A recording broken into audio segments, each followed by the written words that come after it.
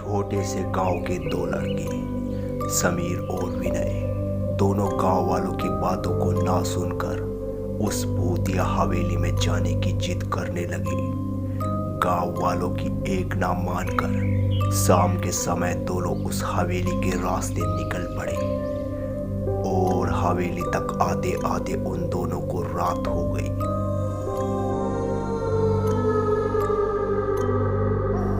हवेली से कुछ दूर खड़े होकर दोनों हवेली को अचंभित होकर देखते हैं, क्योंकि गांव वालों की बातों के मुताबिक वो हवेली सच में बहुत ही भूतिया और डरावनी दिखाई दे रही थी।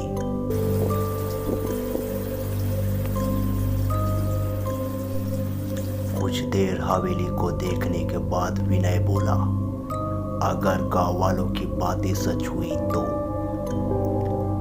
लेकिन समीर कहता है, अरे नहीं यार, यह सब बकवास है, मुझे भूतों पर विश्वास नहीं है, यहाँ कुछ ऐसा है ही नहीं।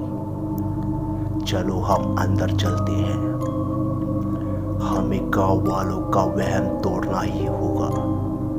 समीर के ऐसा कहने के बाद दोनों हवेली के अंदर प्रवेश कर गए। तभी अचानक विनय को एक भूतिया आवाज सुनाई दी और वो समीर से बोला, क्या तुम्हें कुछ सुनाई दिया? समीर कहता है, नहीं, मुझे तो कुछ भी नहीं सुना। विनय घबराते हुए बोला, हमें यहाँ नहीं जाना चाहिए, लगता है ये हवेली सच में भूतिया है। तभी समीर हंसते हुए बोला, अरे बाबा, ये सब सिर्फ तेरे महसूस करने से हो रहा है, तो उस बारे में सोच मत कि गांव वालों ने कहा था कि यहाँ भूत है, जबकि ऐसा कुछ होता ही नहीं, और फिर मैं भी तो तेरे साथ हूँ। समीर विनय को समझाते हुए हवेली के अंदर ले जाता है।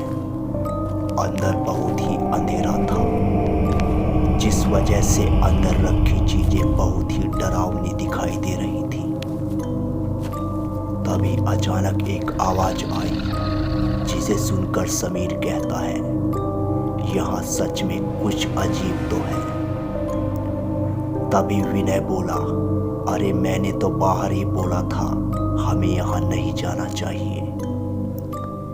उसके ये कहते ही अचानक फिर वैसी ही डरावनी आवाज उनके पीछे से आती है और उनके पास से होते हुए गुजरती है। समीर की आंखें फर्श पर जाती हैं और वो चौंक जाता है।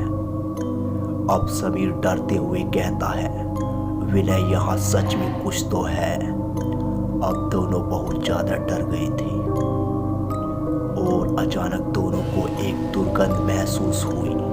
तभी दोनों अचंभित होकर पीछे मुड़कर देखते हैं तो उनके पीछे एक डरावना भूत खड़ा था, जिसे देखकर वे दोनों वहीं बेहोश होकर गिर गए और इस तरह वे दोनों वहीं फंस कर रह गए। इस वीडियो का पार्ट 2 देखने के लिए चैनल को सब्सक्राइब करके नोटिफिकेशन को ऑल पर दबाना ना भूलें।